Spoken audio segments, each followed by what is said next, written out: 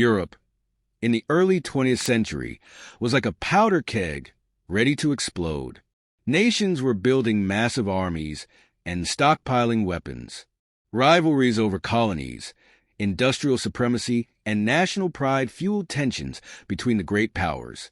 At the heart of this tension were two powerful alliances. On one side, the Triple Alliance, Germany, Austria-Hungary, and Italy. On the other, the Triple Entente, France, Russia, and Britain. These alliances were meant to deter conflict, but they created a web that could drag every nation into war. In this volatile environment, the Austro-Hungarian Empire stood as a fragile patchwork of ethnic groups, many yearning for independence.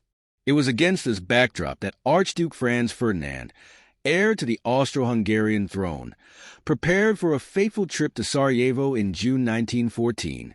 Franz Ferdinand was not a typical royal.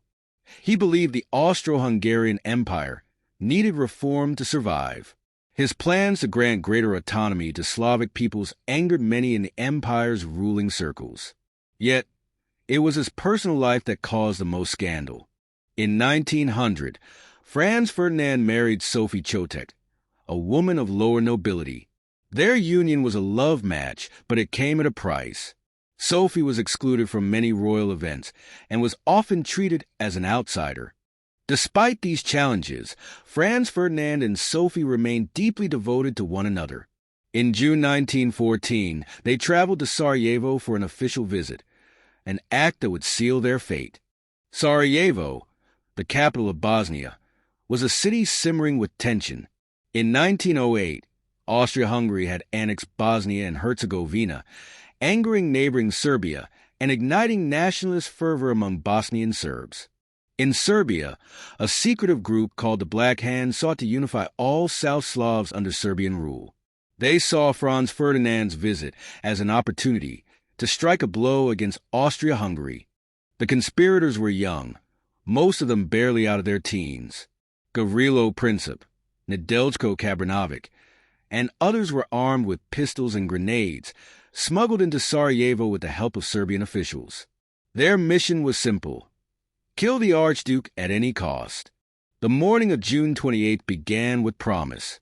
Franz Ferdinand and Sophie arrived in Sarajevo to cheers from the crowds. But hidden among the spectators were the assassins, lying in wait. The first attack came as the motorcade passed a row of buildings. Nedeljko Kabranovic threw a grenade, aiming for the Archduke's car. The device bounced off the folded roof and exploded under another car, injuring several bystanders. Amidst the chaos, the Archduke showed remarkable composure, continuing with his visit.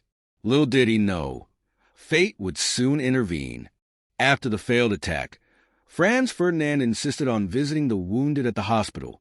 To avoid further risks, the motorcade's route was changed. However, this decision would prove fatal. As the cars turned onto a narrow street, Gavrilo Princip stood nearby. By chance, the Archduke's car slowed to a stop right in front of him. Seizing the opportunity, Princip stepped forward, raised his pistol, and fired 2 shots. The first bullet struck Sophie, killing her almost instantly. The second hit Franz Ferdinand in the neck. Clutching his wife, the Archduke's final words were, "Sophie, stay alive for our children." Moments later, he too succumbed to his wounds. The assassination sent shockwaves through Europe.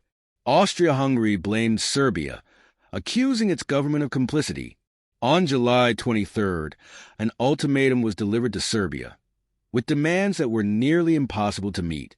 When Serbia partially rejected the ultimatum, Austria-Hungary declared war on July 28th. Within days, Russia mobilized to support Serbia. Germany declared war on Russia, and France and Britain were drawn into the conflict. The alliances turned a regional dispute into a global war.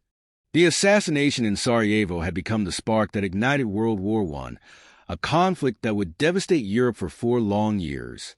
World War I claimed the lives of over 16 million people and reshaped the political landscape of Europe. The Austro-Hungarian and Ottoman empires collapsed, and new nations were born. Yet It all began with a single act in Sarajevo, a tragedy born of nationalism, ambition, and chance. The assassination of Franz Ferdinand reminds us of how history can pivot on the actions of a few. Today, the story of Sarajevo serves as both a warning and a lesson. That peace is fragile, and the consequences of war are immeasurable. Thank you for joining us on this journey through history. If you enjoyed this video, don't forget to like, share, and subscribe to our channel for more stories that shaped our world. Let us know your thoughts in the comments, and tell us what topic you'd like us to explore next.